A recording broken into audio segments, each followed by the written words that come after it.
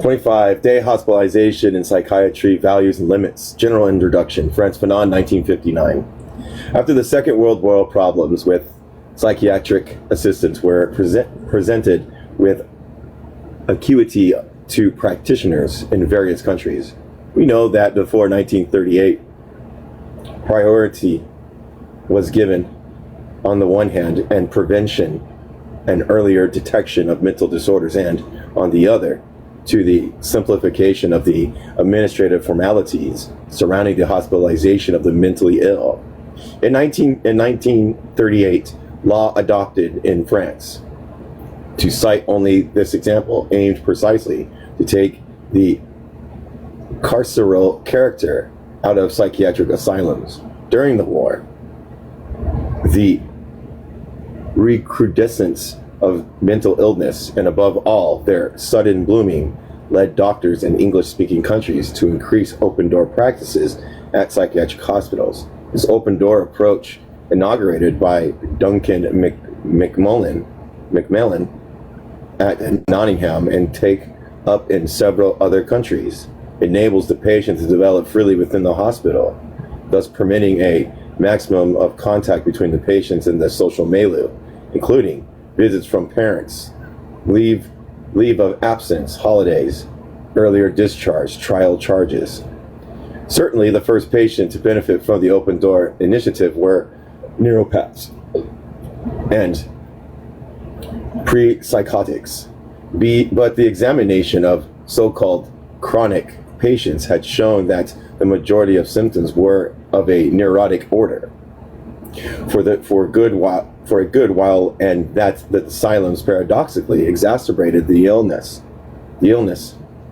fostering psychotization. A further step was taken, and the principle of the day hospital was inaugurated. The most convincing experiments were those conducted in England, in Denmark, and in Canada.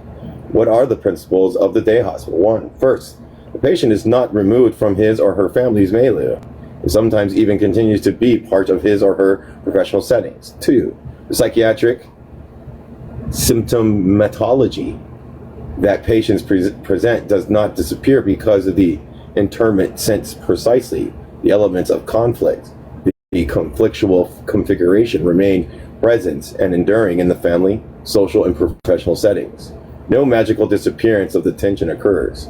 As is usual with interment, the patient's reaction can be continuously studied from within the natural settings of their existence. In the old type of psychiatric hospital, the patient is subtracted from his conflictual milieu, and very often the impression was that the neurotic symptoms would suddenly disappear as soon as the asylum doors closed up around him. This is the sense in which it can be said that internment affects some relaxation, but the neurotic attitudes remain present, and their abreaction could be expected upon the wife's or husband's first visit, or at the slightest evocation of former difficulties. The asylum extended a protective coat around the patient, but it was a false protection, since it fostered the patient's lethargy, a sort of wakeful sleep in which the patient led a vegetative life. And the doctor's attention was drawn only to the patient's behavioral problems, those emerging most often from the asylum's living conditions. The attempt of doctors to create a neo-society within the hospital. This is the attempt of social therapy, aimed precisely to patients aimed precisely to present the patient with situations akin to the outside world, in which the patient could repeat the neurotic attitudes such as they were to have existed before. So the day hospital can be seen to respond to two needs. 1, diagnosis and early treatment of behavioral problems. 2, to maintain the content of patient contact with the outside environment to a maximum, so that no magical disappearance of neurotic attitude would be conflictual situation occurs. Point is thus not to remove patients from the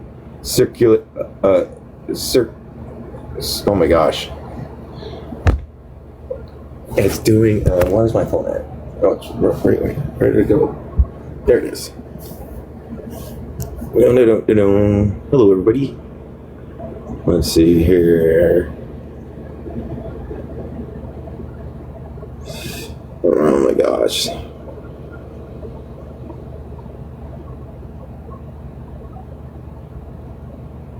Circuitry. I was right. Circuitry of social life. The point is thus not to remove patients from the circuitry of social life, but to set in place a therapy that is part of the setting of social life. From the viewpoint of psychiatric assistance, this amounts to an attempt to disengage from the apparently secure atmosphere bestowed by the existence of the asylum. Day hospital experiments have been seldom performed. At most, 20-day hospitals exist in the world. All of them are to be found in technologically advanced countries. Never before has a day hospital experiment been tried in an underdeveloped country. From a methodological point of view, it became important first to ask whether the day hospital is possible in a country with low levels of industrialization. If it actually is, then the question of doctrine might arise. Can the day hospital take on board all types of psychiatric affections? The Tunisian government decision to create a neuropsychiatric day center, the only government in Africa content to attempt this experiment, must be fully appreciated. Here I discuss the results of this experiment. I argue that for the validity of the principle behind the day centers, even concerning underdeveloped countries. My conviction is that henceforth it has become medically important and socially beneficial to develop neuropsychiatric day centers in underdeveloped countries. In 18 months of activity, as I report, the neuropsychiatric day centers in Tunis received and treated more than 1,000 patients, and less than 0.88% of these patients required internment. The neuropsychiatric day centers in Tunis. The neuropsychiatric day service at Charles Nicolle General Hospital was originally established more than 40 years ago. In the practical term, this service was almost entirely subject to the 1938 law. Its only difference concerned the relative priority given to so-called volunteer patients who were eligible for the open service method. The surveillance measures gave nothing away to those of ordinary psychiatric hospitals, in which the worst method are used. Straitjackets, isolation cells, closed doors, and above all, the institution's complacently punitive attitude. Ministerial offices had asked the psychiatric assistants in Tunis for an overall plan, so Tunisian psychiatrists, in joint agreement, replied that it appeared important to them not to increase the number of large hospitals type psychiatric establishments, which sooner or later get turned into asylums. They insisted more on the necessity of attaching low-capacity neuropsychiatric clinics to already existing hospitals. Clinics whose therapeutic efficacy could be rationally studied and augmented. As an overall reorganization of Charles Nicolle Hospital was on the cards, they proposed to the authorities to attempt the experiment immediately and transform this hospital's neuropsychiatry service into a day clinic. The architectural modifications were minimal and essentially involved putting door handles on, removing the gratings, demoting means of constraint, such as straitjackets and handcuffs, and a team of patients was tasked to demolishing the isolation units. The building was repainted and the hospital capacity was set at 80 beds, 40 of men, 40 of women. In the women's ward, a small space with 6 beds was reserved for children.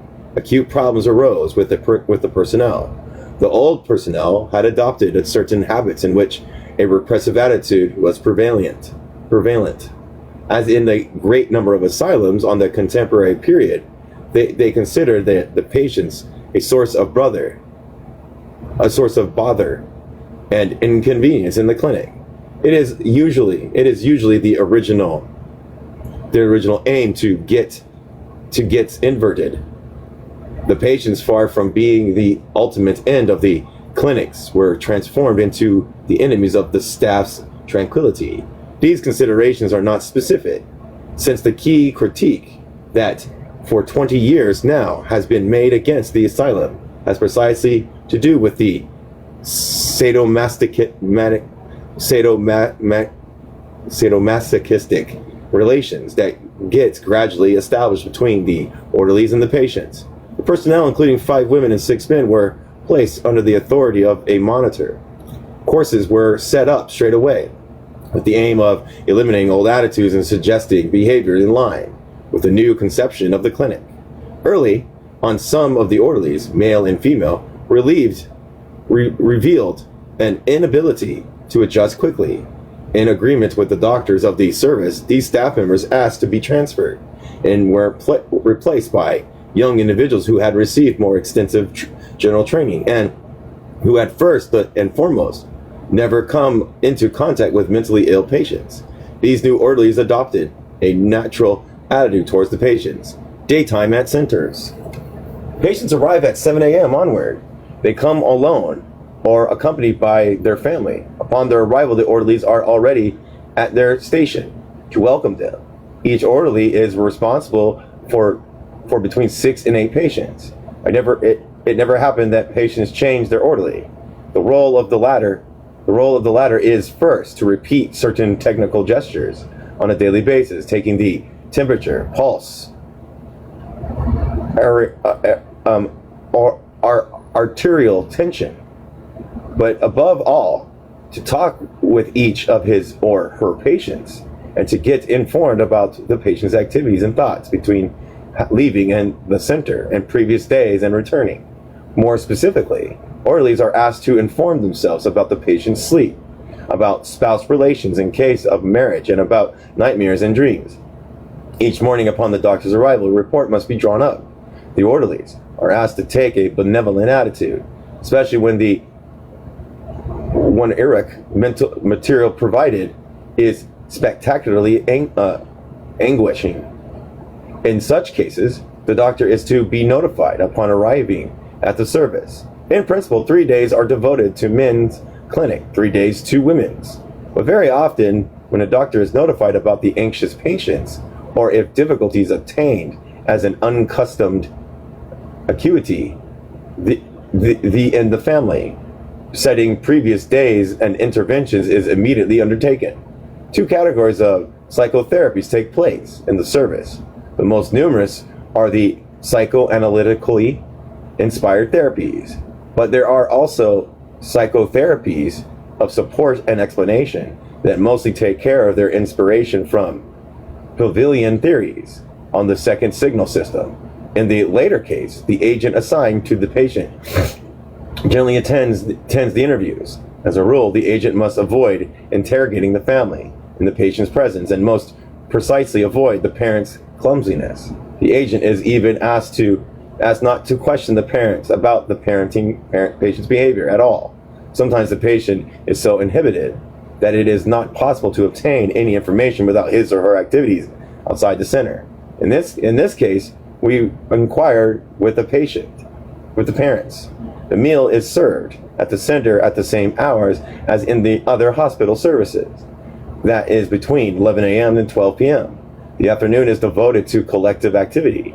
This can all involve dramatization, in which case the patient is assembled by their respective orderlies, who tell them a story while noting their projection or identification, or a particular patient is solicited and asked to talk about his or her difficulties.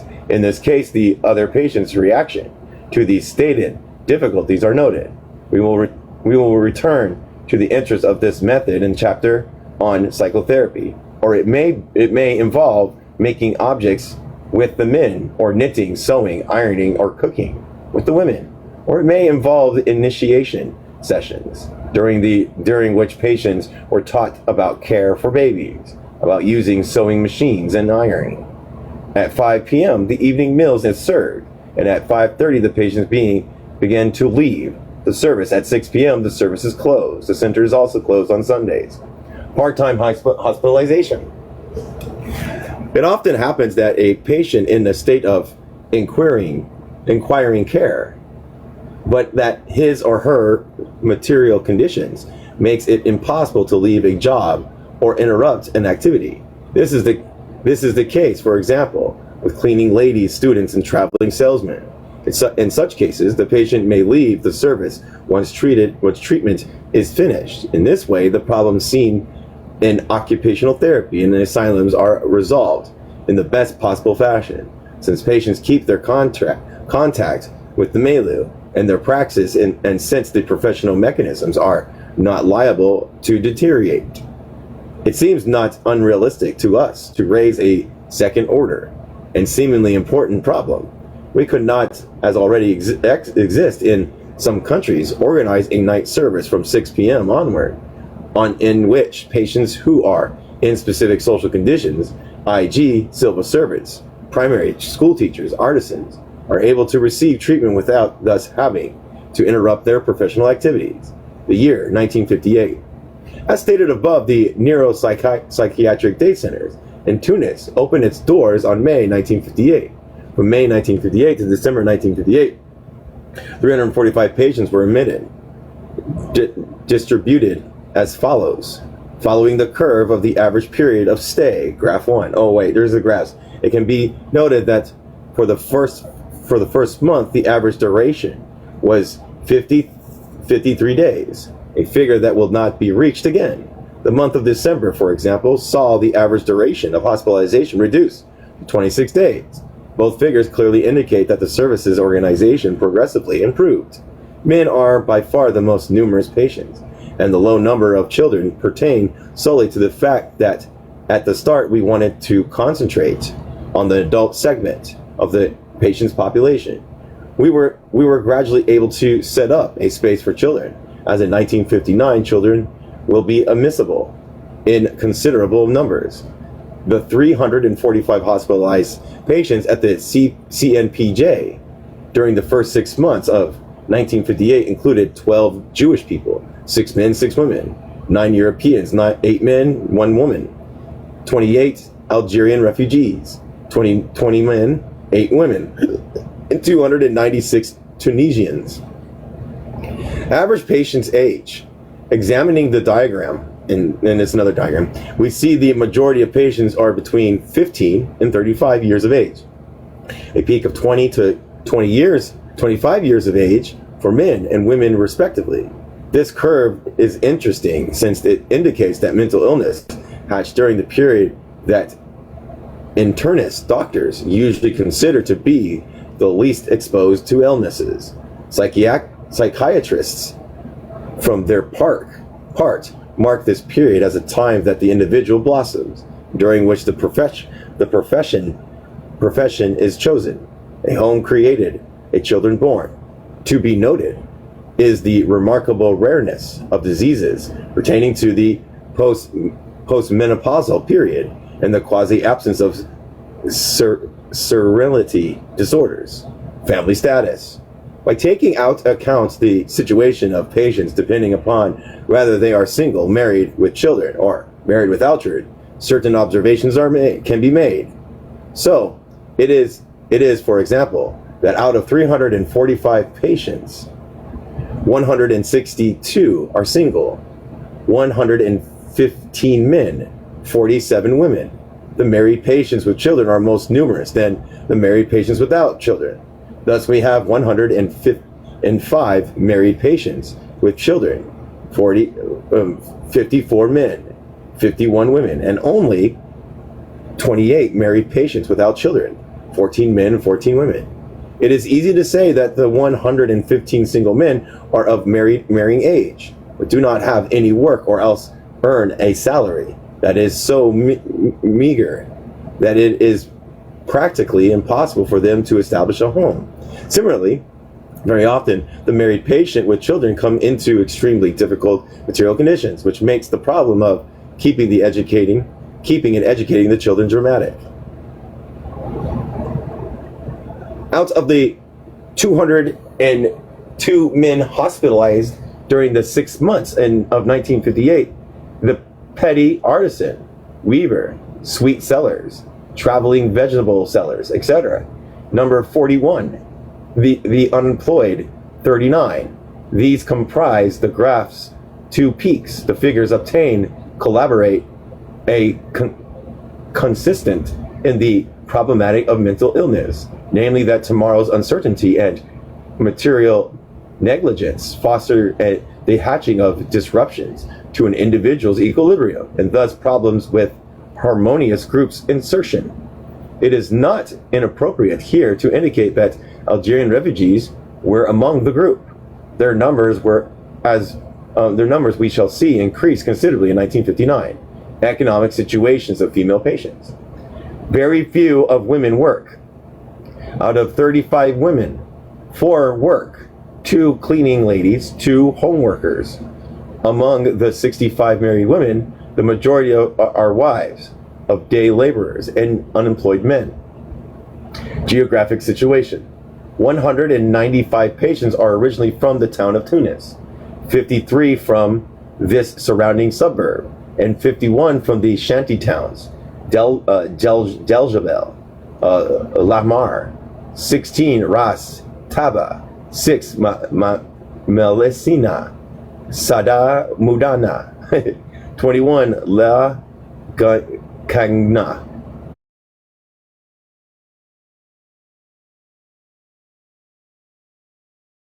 For patients to live in other governorants, to be housed with parents living in Tunis. There are 46 in this category among the patients who live in Tunis. It would have been interesting to know whether they were born in Tunis or how long they have been there. If there are any permanently or occasionally, if they come to work or else to rest there. These details are very difficult to obtain, and the question is one that we intend to take up at a later stage. Diagnosis is. Sorry, I'm weird. Get over it. All right. Contrary to what might be thought, psychosis is schizophrenia, chronic hallucinatory psychosis, mania, melancholias, paranoias are not the exception at the CNPJ. In fact, out of the 337 patients, we find 129 psychoses are other than schizophrenia, and 34 schizophrenians. Cases of psychoneurosis, conversion neurosis, anxiety, hysteria, wildness, obsessional neurosis, sexual perversion, etc. amount to 74. The relative high number of epilepsies, 47. Year 1959. During the 11 months of 1959, 675 patients were admitted to the CNPJ. Progress in reducing the average duration of stay kept apace. We thus find an exceptional duration of 15 days in the month of November. The same proportions that were measured in 1958 were to be found again this year. For 232 women, there were 321 men. A large number of children hospitalized in 1959 is notable. 116, 69 boys and 47 girls, young girls. The children are often sent by their schools or family, owing to infantile encephalopathy, intellectual slowing down, stammering, inersis. All right, bunch of graphs. Average age. In 1959, we again find the same characteristics concerning the patient's ages. Mental disorder appears between 20 and 25 years of age. The more one ages, the better one carries oneself. Perhaps this ought to be expressed differently the older one becomes, the better able one is to put up with oneself. Family status. In 1959, there were 279 single patients and 213 married patients with children. Married individuals without children, widows and divorcees comprised a small fraction of the clinical population. Economic status of the male patients. An important element of this bar chart is the higher number of Algerian refugees, 95, who comprise more than 1/6 of all patients. The pathology of refugees, which is highly prevalent and always very serious, will have to be the focus of a later work. As for the other rubric, let's note the higher number of school children, and naturally the significant place taken by the unemployed and those exercising small jobs. Economic situations of female patients. It can be observed that in general the women do not work. For obvious reasons, the only ones who do are widows and divorcees. Moreover, wives of unemployed men represent the largest portion of hospitalized women. Graphical situations. It is usually for the majority of hospitalized patients in the day service usually live in the towns. The towns, they put STOWN. Note, however, that contrary to what might be thought, patients from the centers of Tunis are greater in number than those from the shanty towns. For 1959, we also ought to note the large number of Algerian refugees impaired with mental illness, a number that exceeds that of Tunisians from governorates other than Tunis, 95 as compared with 93. Diagnosis. Let us remark the consistently high numbers of psychoneurosis with psychosis. In 1959, the service also saw numerous infantile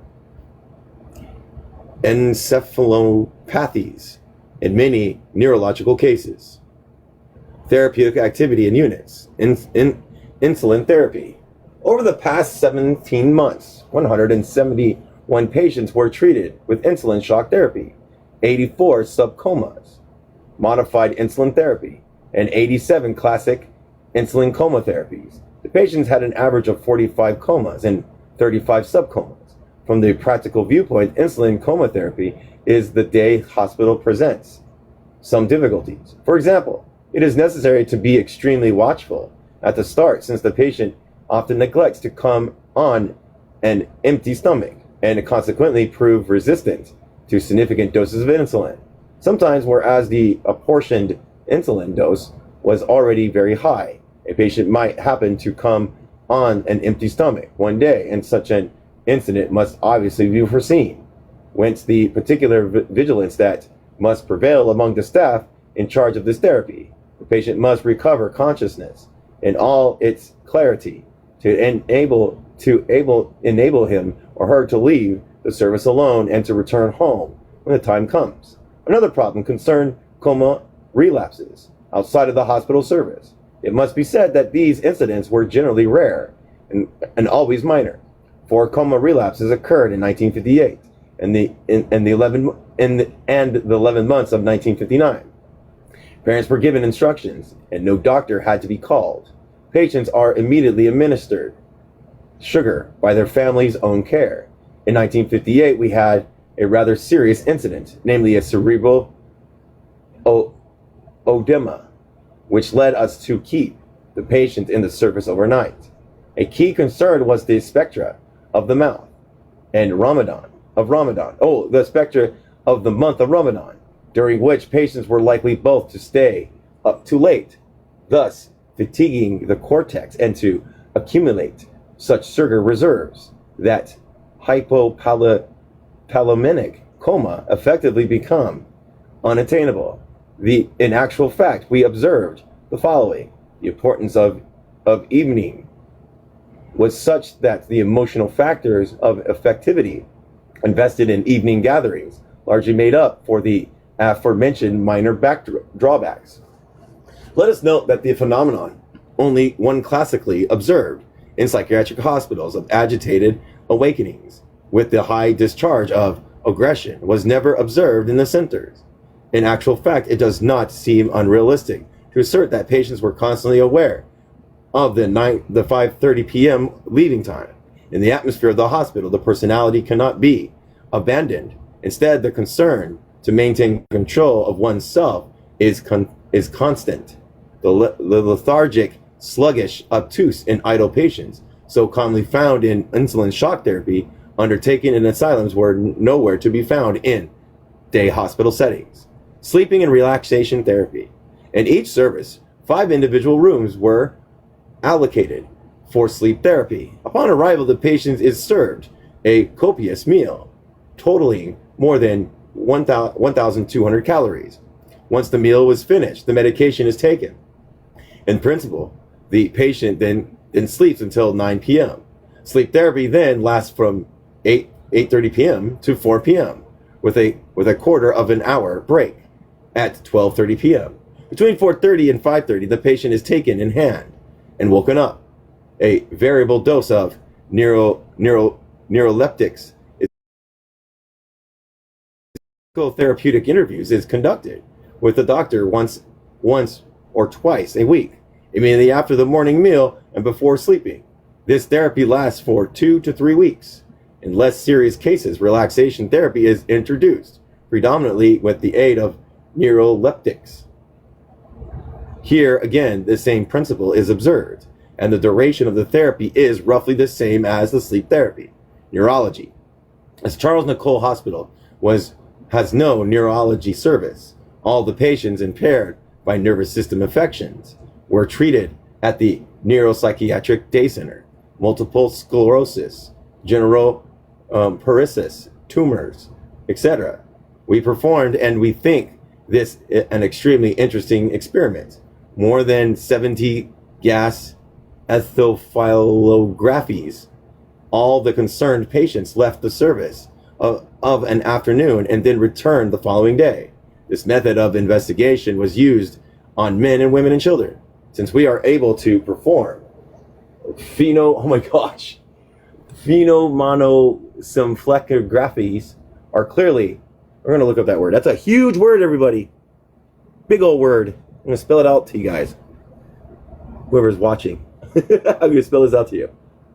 All right, here it is. It's PENEUEMOENCEPHLGRAPH. Oh my gosh, it's a long ass word. There we go. Oh, I gotta hear it. Everybody ready? Here comes a commercial.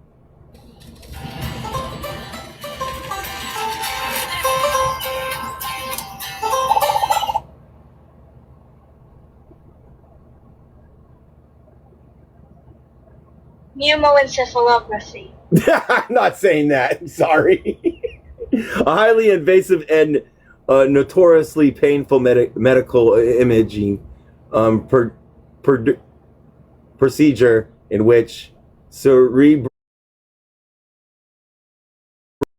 and relapsed with air or gas. Ew, that sounds like that would suck. Ooh. That sounds like that would be horrible. We clearly also managed to perform a considerable number of lumbar punctures without incidents. In this way, several cases of cerebral tumor, 13 were diagnosed at the center. Therapy.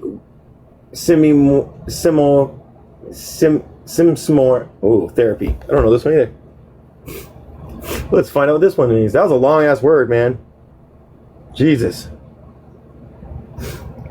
Man, you have to have like a degree just to read that word. I swear to God.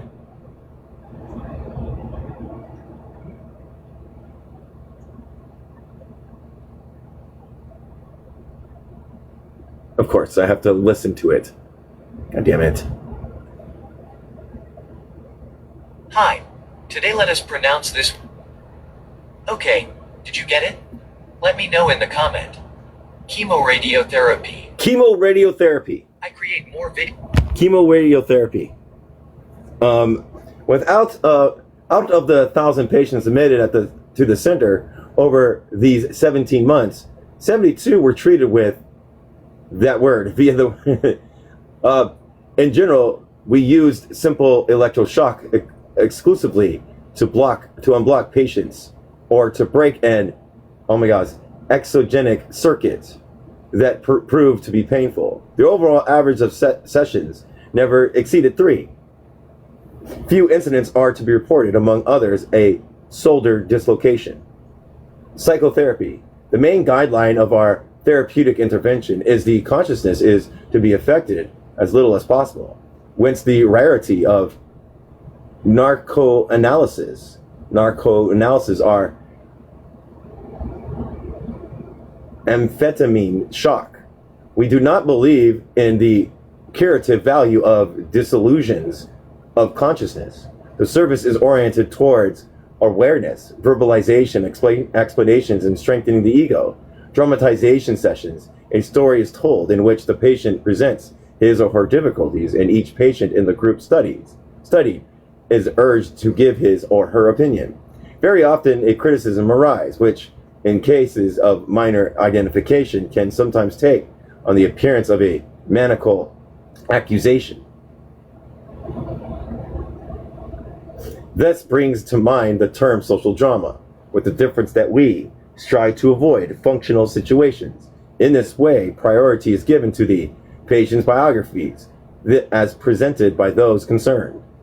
This presentation, during which the patient shows comments upon the takes up his or her responses to conflict, provokes the listener to take a stance, making criticisms and expressions, reservations. Correlatively, the patient tries to justify him or herself through his or her behavior, which reintroduces the priority of reason over the phasmatic and imaginary attitude. We also use the psychoanalytic method at the Neuropsychiatric Day Center. Its application are not original. Anxiety, wildness, neurotic depression, sexuality disorders, impotence, veganism, homosexuality, etc. As the patients do not pay the doctor, the transference neurosis is especially atypical. Also, we often intervene to active a counter-transference dynamism. The rhythm is the same, 1 session daily, except Sunday. The length of the sessions is 40 minutes. The Neuropsychiatric Day Center in Tunis, established 16 months ago, is the only situation of this sort on the African continent. For a hospital capacity of 80 beds, more than 1,000 patients have been admitted. Less than 1% of the patients was directed to the psychiatric hospital in Laumanabo, though the majority of the patients are psychotics. A relatively high number of authentic psychosis was observed. No medical or medical-legal accidents were reported. 26. Day hospitals and psychiatric values and limits. Part 2. Doctrinal consideration. The Neuropsychiatric Day Centers in Tunis, CNPJ. In the history of psychiatry, the doctrine of assistance to the mentally ill, as well as the conception of illness, it is causality, and its dynamism was changed as our knowledge about mental diseases has simultaneously become clearer. Assistance was first conceived as protection of society against the patient through internment, and protection of the wild person against himself by means of the asylum, which offers the patients a calming setting, closed on itself, and in which a life could unfold without crises, without dramas, which offered a calmer existence, but also a less and less socialized one. Assistance then aimed to being therapeutic and preventative. Legislation was modernized. Biological methods were introduced. Open clinics were established and local clinics multiplied in numbers. Still, one modality of assisting and providing therapy to people with illness emerged a few years ago and appeared sufficiently encouraging to us to implement an experiment in Tanzania. Yeah. This concerns the day hospital method as inaugurated by the Anglo-Saxon school. The Neuropsychiatric Day Center in Tunis was established as part of a Charles Nicolle General Hospital. Patients are able to enter from 7 a.m. on, receive their treatments, and return to their homes at 6 p.m. Two characteristics thus distinguish the Neuropsychiatric Day Hospital, CNPJ, from other psychiatric establishments. On the one hand, its annexation to a general hospital. On the other, its exception of day hospitalization. On the level of doctrine, and given the radically biological and psychochemical orientations of studies of the nervous system, we think it essentially that psychiatric service be attached to a general hospital. The psychiatrist is no longer isolated. He is no longer an alienist or relatively alienated doctor of psychiatric prehistory. The psychiatric doctor benefits in the exercises of his specialty from the material infrastructure of the general hospital, including radiology services, biochemical and antimony pathology laboratories. Similarly, the psychiatrist maintains frequent contact with their other colleagues in internal medicines or surgery. As he is no longer shut away in the asylum with the insane. Psychiatrist cases to sport in the eyes of his colleagues, the phantasmatic mysteries, and overall slightly disquieting demeanor. In the eyes of the patient too, and this point appears important to us, he remains a doctor like any other. Hospitalization and neuropsychiatry services of the general hospital loses the major part of its dramatic aspects. The reintroduction of psychiatry into medicine strongly corrects deeply ingrained prejudice in public opinion and transforms the mad into a patient. However, the major aspect of the day hospital consists in its giving total freedom to the patient. It breaks resoundingly with the relative and sometimes absolute coercion of the internment comes to have. It is true that the open service option also provides the patient with this freedom, the possibility of leaving the hospital. But it should be recognized that this freedom is most often formal. All the doctors working in the open service have been tempted and have succumbed to the temptation to refuse to discharge a patient who, while clearly not cured and intolerant of hospitalization, had demanded his freedom. It is clear that our experience confirms it every day that for the mental patient, semi-hospitalization, which involves the possibility to return of an evening to one's parents, one's friends, one's world of relations, is more easily accepted than complete hospitalization. We see that all these attitudes involve the ever so crucial problem of awareness of the illness in psychiatry. Internment signifies more or less implicitly to the patient that he must give up the fight, that he must leave it up to us, that the struggle has become unequal, and that he requires literally tutelage and protection. Day hospitalization, on the contrary, is offered as a transient support, as a momentary reinforcement of the personality or extended visit to the therapist. Relations between the patients and therapists are normalized. The blackmail that the medical body and orderlies bring to bear on the patient, willingly or not, no longer occurs and can no longer occur. The patient no longer experiences a possible discharge as a product of the doctor's benevolence. The minima, master/slave, prisoner, gaoler, dialectic creates the internment, or in the treat thereof, is radically broken. In the setting of the day hospital, the doctor-patient encounter, however, remains an encounter between two freedoms. The conditions is necessary for all therapy, but especially for psychiatry. In any phenomenology in which the major alteration of consciousness are left aside, mental illness is presented as a veritable pathology of freedom. Illnesses situate the patient in the world in which his or her freedom, will and desires are constantly broken by exceptions, obsessions, inhibitions, countermands, anxieties. Classical hospitalization considerably limits the patient's field of activity, prohibits all compensation, all movement, retrains him within the closed field of the hospital, and condemns him to exercise his freedom in the unreal world of fantasy. So it is not surprising that the patients feel free only in the opposition to the doctor, who has withheld him. All psychiatrists know that the most difficult patients to treat, that is to say, to maintain at a hospital, are those that the beginning of their illnesses, those who think they can get through it themselves, who have not given up. Objectively speaking, patients who do not readily accept hospitalization are precisely the least disorganized ones. The neurotic, the small paranoics, those with minor delusions. By contrast, the day approach is generally rejected by patients within an active ego, by those who are completely submerged in a disillusion and who demand total care with insistence. Keeping to the plane of the patient's lived experience, day hospitalization presents some original features. In a normal psychiatric service, the therapeutic action never goes beyond 6 p.m.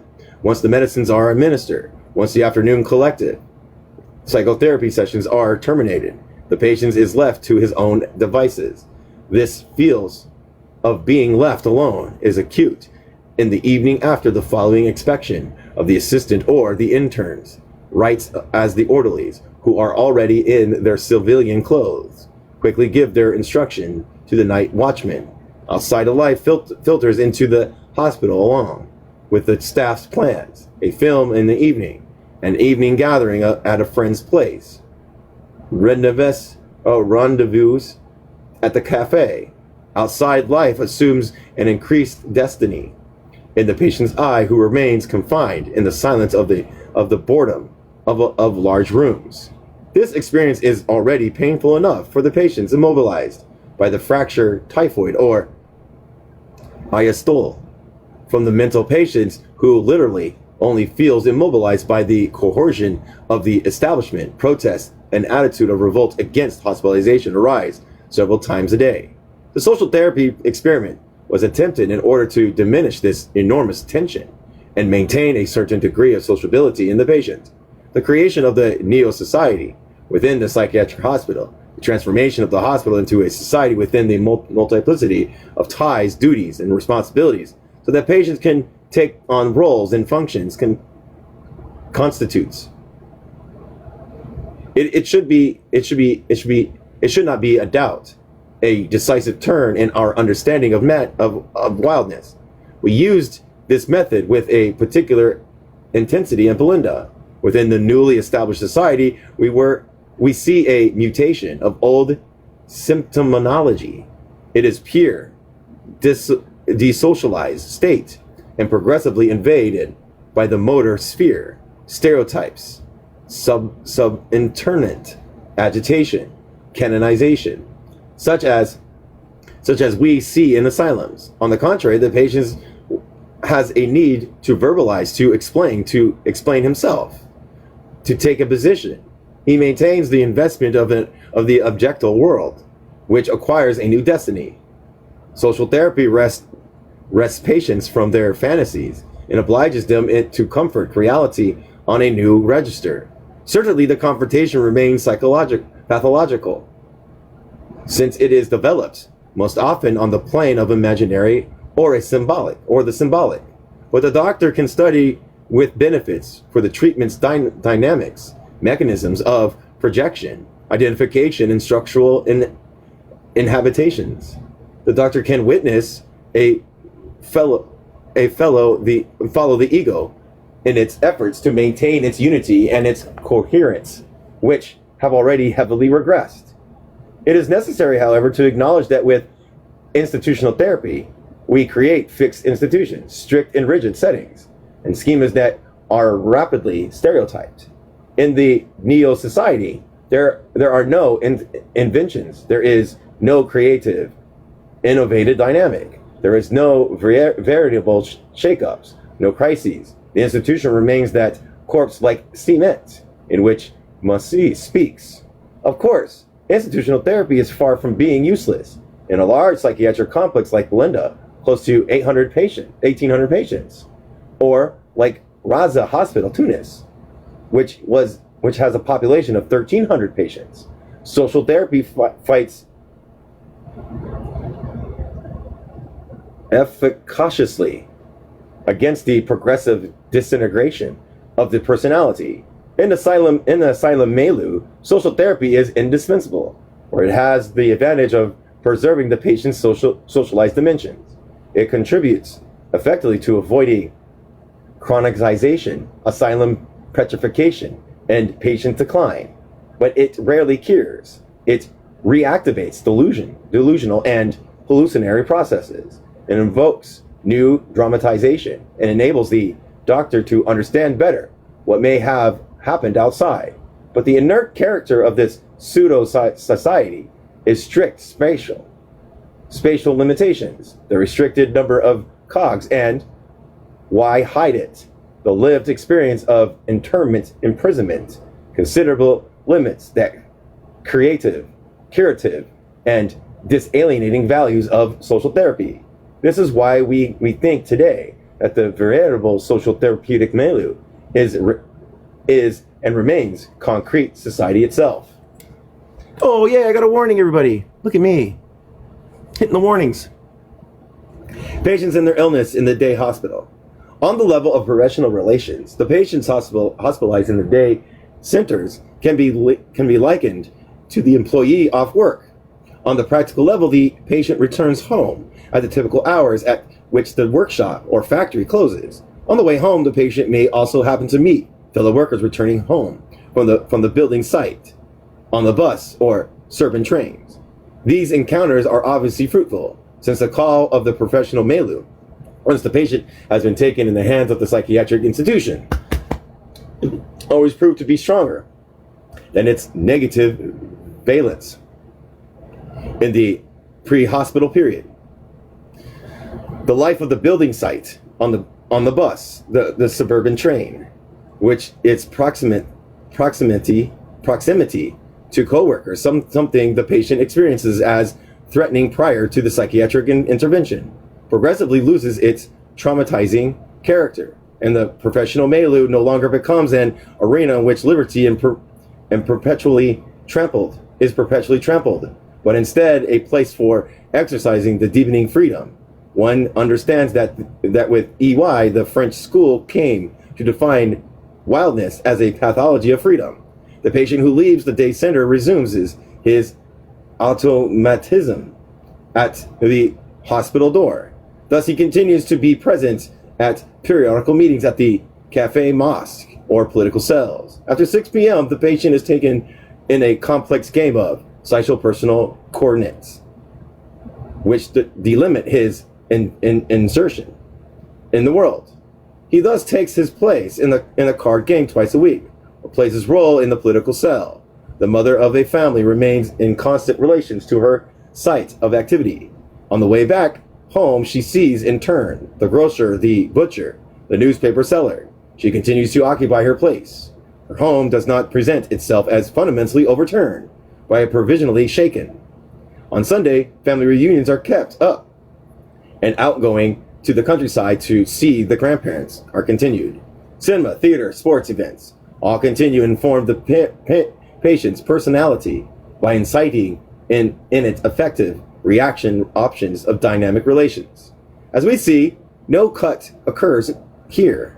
The therapist does not find himself face to face with someone who is excluded, isolated. On the contrary, the psychiatrist is confronted with a personality whose relations with the world are ongoing and active. The patient continues to be engaged with society, family, and professional milieu. No longer is the patient a patient with severe antinomies. We know that in many psychiatric institutions, patients are confined to a ward and legally deprived of visits for 15 days, being solely required to present their symptoms to the psychiatrist. At the day hospital, the psychiatrist is confronted with the illness as lived by the patient and personally in crisis within the present environment. This makes up a concrete dynamic. In vivo examination of the illness, ambivalence is then not only a disorder of affectivity, in abstracto, isolated as a symptom, in a delusion or in a course of an interview. Instead, it is a manifest of perceptible ambivalence that tears are to shreds the synthetic unity of the person and the milieu daily. Symptomatology presents itself dialectically, and the psychiatrist acts and thinks only dialectically. Descriptive semology, so crucial in the asylum period, moves into the background, thus fostering the existential and no longer nosological approach. We see the patient live through his illness, develop reactional formations, inhibitions, and identifications in his natural settings. And on the basis of this ego conducts, we can come to the dynamic understanding of the structures involved in the indigence of the ego, the assaults it has to contend with. In short, on the basis of this pathological existence, we can decide on the place and the type of our actions. But what we decide dialectically includes all the elements of this situation. This is no pointless approach to different symptoms, but the global tackling of a form of existence, a structure of personality engaged in current conflicts. At the psychiatric hospital, we can permit the patient to hold into his personal clothes, his tie, his belt. In some cases, we can allow him his safety razor, some money, his wedding ring. At the day hospital, the problem is inverted. The institution, in fact, has no hold over the patient's freedom, over his immediate appearing. Through the simple confrontation between the patients and the institution, there is no calling into question of forms of being. There is, by contrast, a progressive calling into question of forms of existence, the existential contents. The patient's hospitalized at the CNPJ shaves every morning in his kitchen or bathroom with his razor, chooses his tie, comes close to a precipice crossing streets, skirts, and lakes. The women's hospitalized at the CNPJ washes herself, brushes her hair, makes herself up in her shack and among her family each morning. The fact that the patient can take things into their own hands, whether through dressing, hairstyling, or above all, the sacredcy of an entire part of the day spent outside the hospital setting, reinforces and in any case maintains their personality, in contrast with the process of dissolutive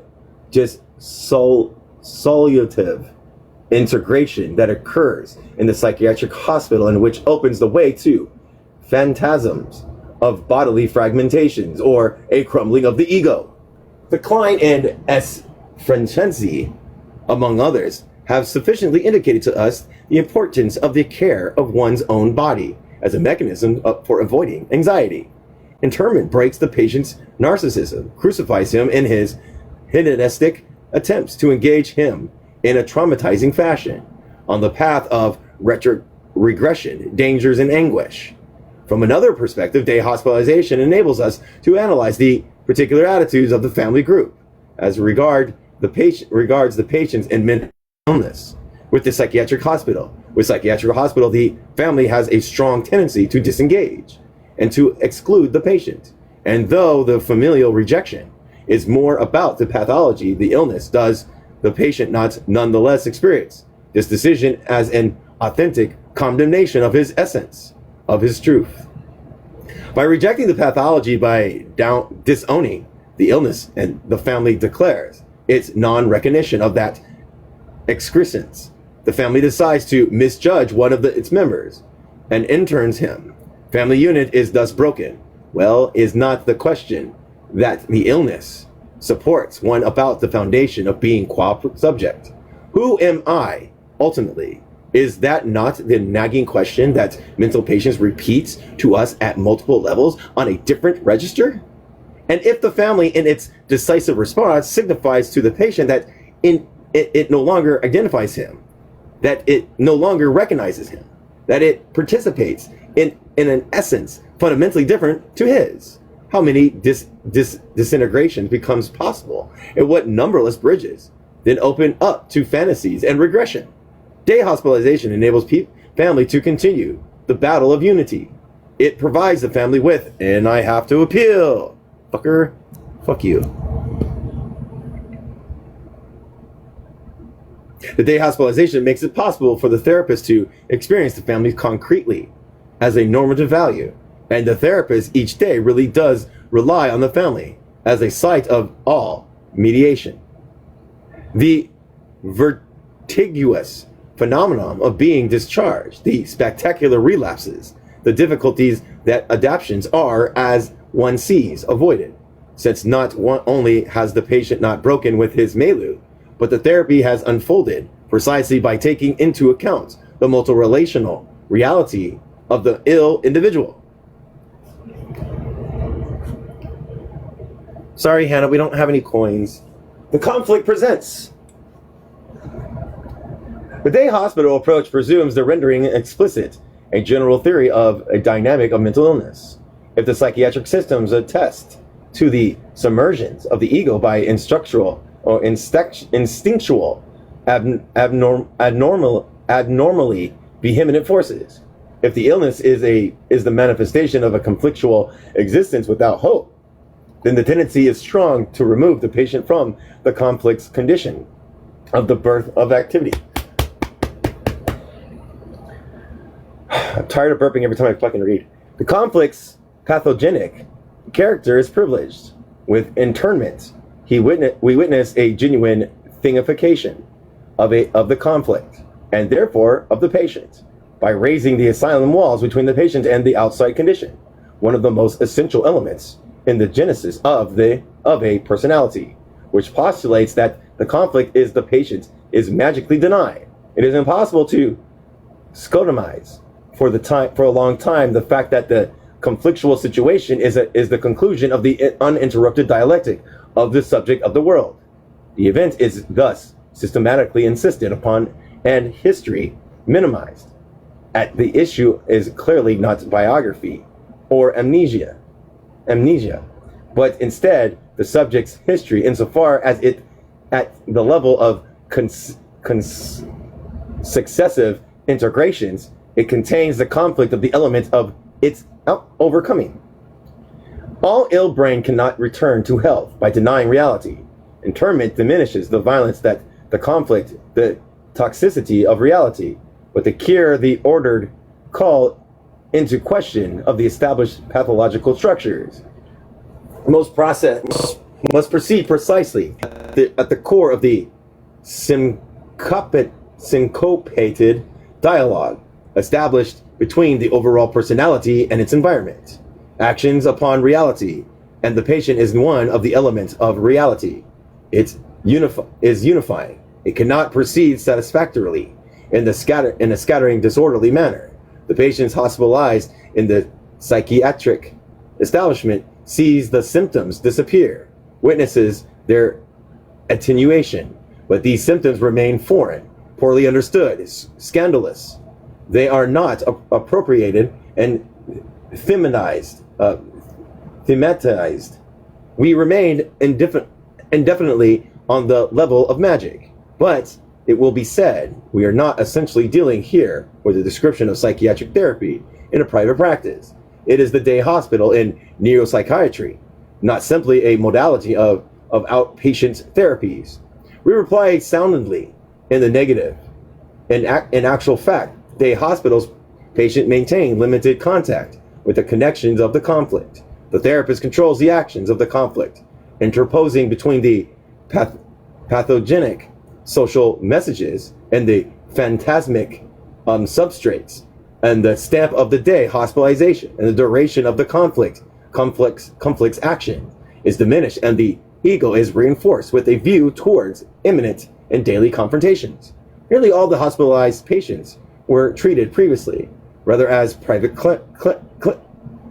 clients, or in various neuropsychiatry local clinics, with day hospitalization and neurotic kernel can be tackled on the existential level, and at the same time, the personality effectuates its restructuration, its updating. The tuna center. Jesus Christ. Hold on a second. No, we got time. Our experience at the Tunis confirms these theoretical claims and enables us to specify the very broad limits in which the day hospital can have real efficacy. The Tunis Center was nearly created 2 years ago. More than 1,200 patients were hospitalized in it over the course of that period. The facility is distributed into two sections, 40 men and 40 women. We have omitted the nosological categories from stammering and delusional erotonomany, including schizophrenia and attempted suicides. The absence of the neurological clinic at the St. Nicole Hospital meant that, going on the same principle, we were obliged to omit neurological patients, multiple sclerosis in our earlier stages, earlier onset multiple sclerosis, suddenly emergent epilepsy, where the etiology acquired specifically, aggravated or poorly monitored cases of Parkinson's all have come through the CNPJ. Each time the tumoral process was suspected, oh my gosh, that huge big word I couldn't say before, was performed.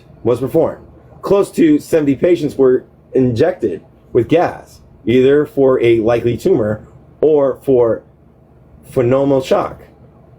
In this way, 20 tumors were diagnosed, and a case of phantophobic anxiety and one of secondary delusions with dementia abated spectacularly. No incidence was reported, and the patients who received between 100 to 150 cm3s of air in the morning were able to leave calmly at 5 p.m. The admitted cases of schizophrenia, a majority of them paranoid, were treated through classical insulin therapy. In these cases, we did not perform subcoma, but instead genuine comas, which in certain cases attained the 5th degree of the South American schools. Treatment started at 7 a.m. and patients were woken up at 12 p.m. in accordance with the usual technique. They remained under medical surveillance throughout the afternoon, participated in collective activities and psychotherapy sessions. In the evenings, they returned home. Their families received all the necessary instructions in case of a coma might resume, and were given a telephone number to use in case of emergencies. Though more than 100 patients were treated with insulin shock therapy, only one schizophrenic who proved resistant to insulin suffered 2 resumptions of nocturnal coma, but they were complication-free. At the CNJP, all the various psychiatric therapies are generally practiced. We insist particularly on group and individual psychotherapies. Hence, we formed groups of between 6 to 8 patients who assemble in the afternoon. Each patient presents his or her difficulties in turn, and each member of the groups is asked to give an opinion on the attitudes adopted by the patients towards these difficulties. Thus, for each patient, and on the basis of always concrete and lived experience, the different mechanisms of projection, of identification, and so on are studied. Along with these groups, psychotherapies, individual psychotherapies were carried on daily, including everything from commonplace so-called support psychotherapy to the psychoanalytic cure, as well as psychotherapies of the psychoanalytic inspiration. In the psychoanalytic treatment, the practice assessments were fostered fantasies constructions, and as a rule, adopt an activity attitude in the Freudian sense. While the day hospital may comprise of remarkable therapeutic instruments, cases still arise in which this option proved insignificant or unapplicable. These are the cases in which organic involvement in the mental illness of massive dominant cases in which serious therapeutic problems arise. At stake here are primarily acute, maniacal, and confusional psychosis, which require a veritable emergency therapy and constant medical monitoring. Besides, thanks to the progress of chemotherapy, the time spent in completing hospitalization can be considerably reduced, and very short thereafter, the patient can be taken into care by the day hospital. This is also the case with the acute flashes marked the onset of serious psychosis, or for instance, with schizophrenia, delirium tremens, with its biological disturbances, also eludes the day hospital, and so do organic dimensions. Lastly, the day hospital is not suitable for patients who active delusions lead to dangerous aggressive reactions, and of course, for patients who are subject to police measures, medical legal cases. I have to appeal again, over again. In this way, a whole sector of psychiatry escapes the day hospital, a quite considerable sector that commonly supplies the sizable contingent of the psychiatric hospital clientele. If we put aside the problems of dementias, which despite all efforts still can only be dealt with in asylum type assistance, it can be said that all the other cases that are a priori excluded from the day hospital can easily undergo diurnal hospitalization after the disappearance of acute symptoms. In addition, the day hospital option raises another problem, namely that the patients who live too far from the hospital complex are unable to make the trip there and back every day. Similarly, it is important to note that the economic and psychological property prohibits this type of hospitalization given the trips it involves. So if the aim is to increase the number of psychiatric neuropsychiatric services within general hospitals, and this is the aim towards which every plan to combat mental illness must tend, a solution ought to be found that conserving this method, which we considered ideal. Most agreements are possible by taking into account, including everything from for example, the department psychiatric hospital can be transformed into psychiatric clinics, able to accommodate acute psychiatric cases. A mixed method or option could also be envisioned, wherein a certain proportion of beds of the psychiatric clinic were reserved for day hospitalization, with the other proportion going to full-time hospitalization. In this case, to avoid transformation of the day hospital into an ordinary open service, strict legislation may need to be invested, limiting, for instance, full-time hospitalization to geographically remote patients and restricting the duration of hospitalization of acute cases. These are only some examples, and others can easily be imagined.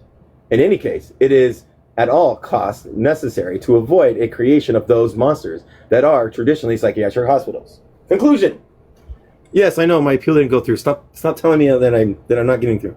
Our Tunisian experiment, which has been ongoing for more than 20 months, now has enabled us to verify a full well-foundedness of the theoretical tenets of the day hospitalization in psychiatry, both on the therapeutic level as well as on the protophalangic one, and I got approved for some reason.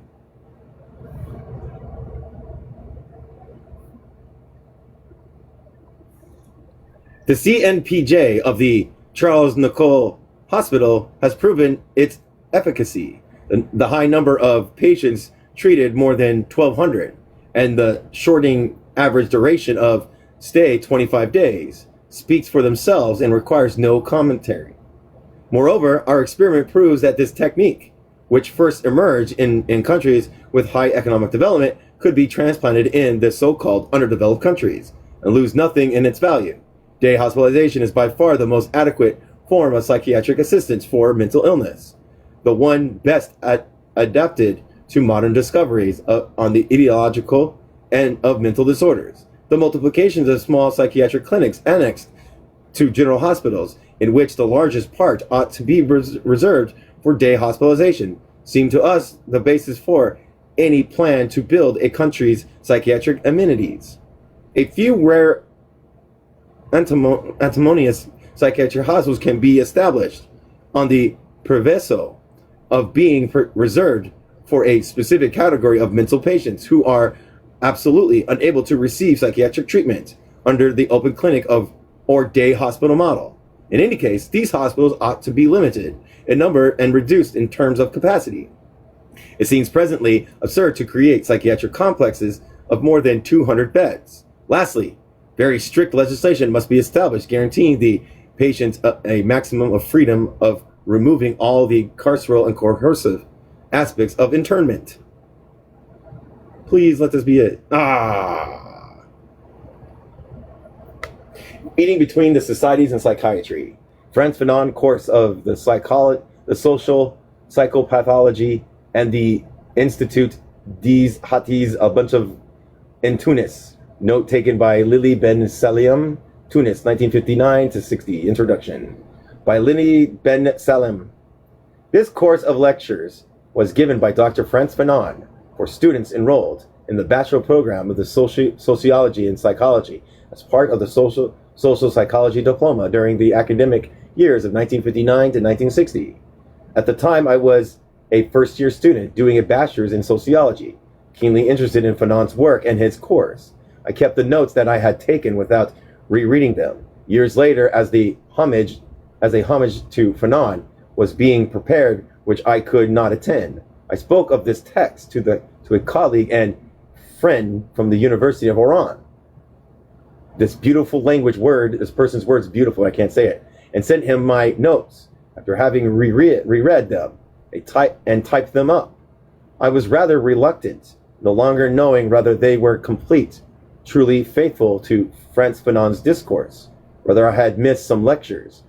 I nevertheless recall that I have been very attentive, and that Frantz Fanon had expressed himself clearly, making a clear distinction between course properly speaking, which I had transcribed, and his commentaries, and had not thought that they would be published, and did not know that Oran University had already done so.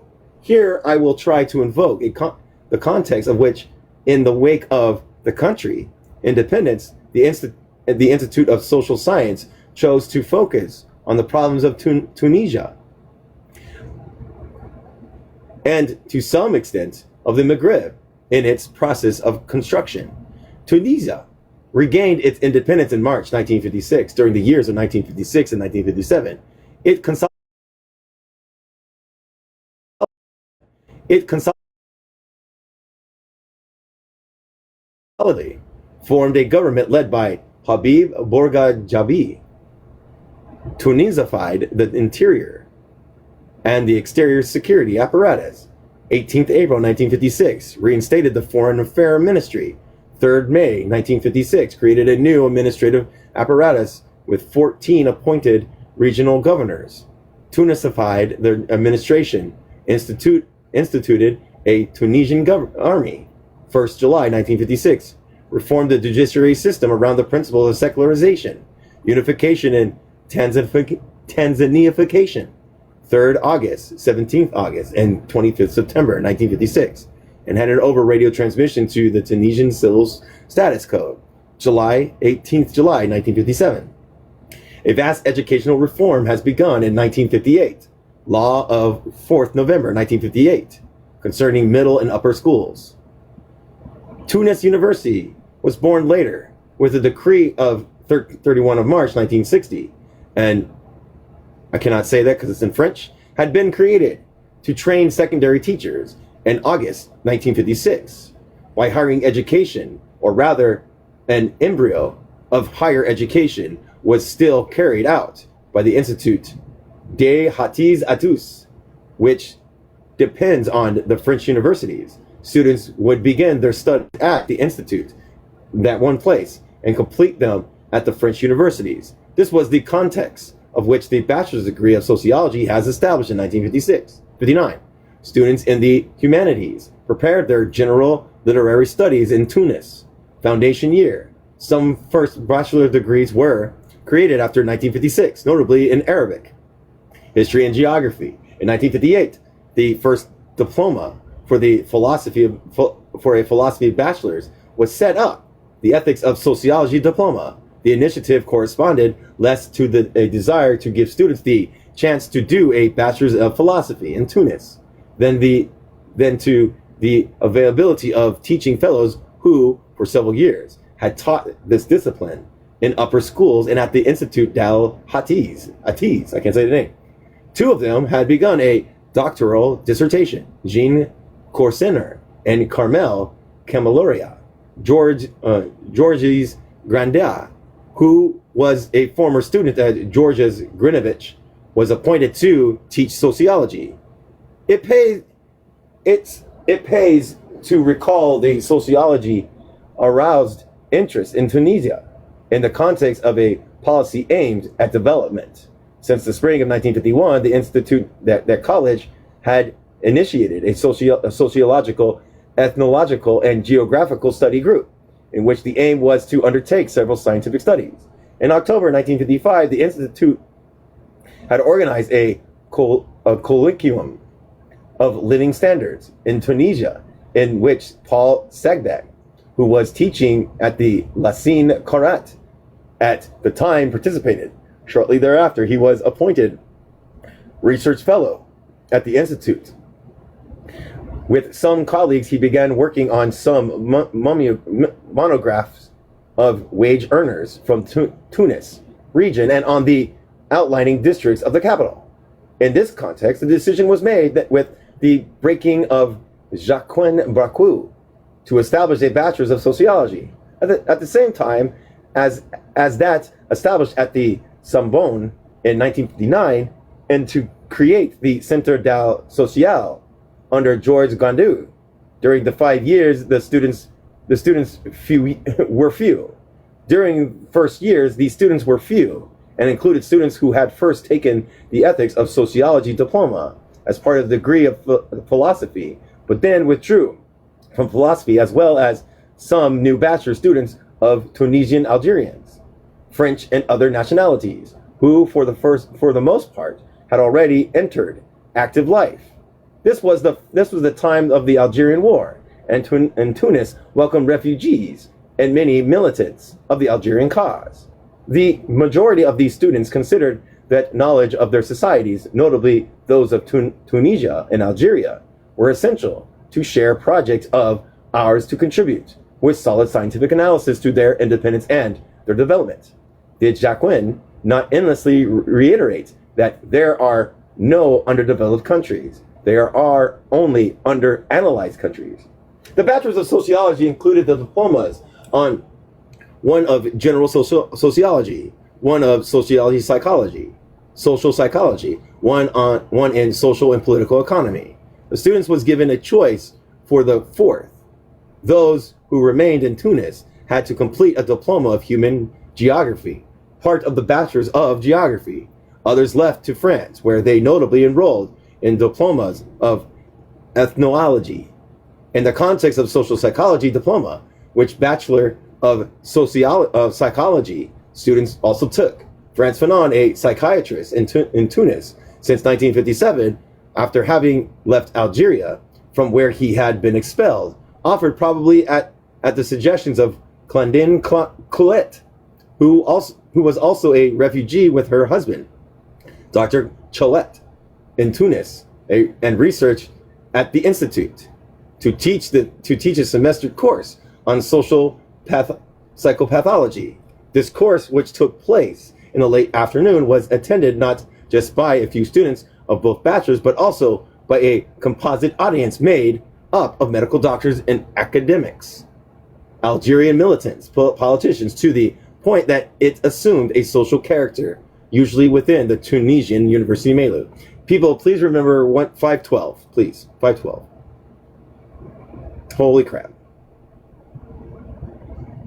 This is a long one. All right, 512.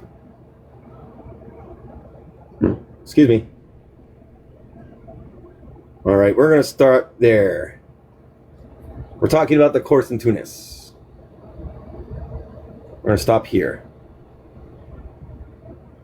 Stopping at 512, second paragraph.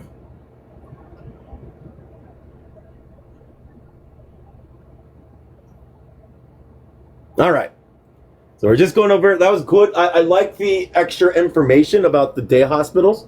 That was nice because it does, I think either it goes through it in one of three books. Either it was in Black Skin's White Mask, or it was in Rich of the Earth, or it could have been in, the day hospitals were in that book called Psychology of Oppression. Frantz Fanon's Psychology of Oppression. That's where it was at. So it's nice to go into details. It was nice to go into details and to see the outcomes of these things. So it was good to see these writings on the day hospitalization. Go ahead. I just wanted to finish. It's fine. I'm sorry. No, I really enjoyed this. It like the day hospitals and the beginnings of the day hospitals were very important. and they still are.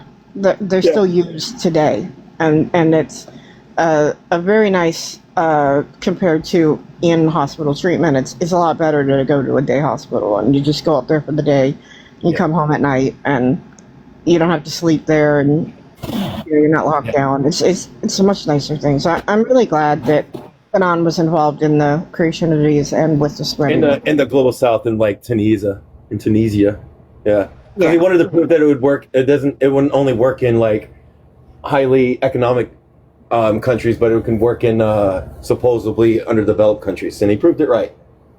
Yeah, because it's a wonderful thing for everybody, and I'm glad that someone definitely, that other people get it, because I mean, it's helpful for everybody. Yeah. All right, everybody. Well, I'm gonna go ahead and close it off. Thank you. I appreciate it, and we'll read this tomorrow. All right. Sounds good.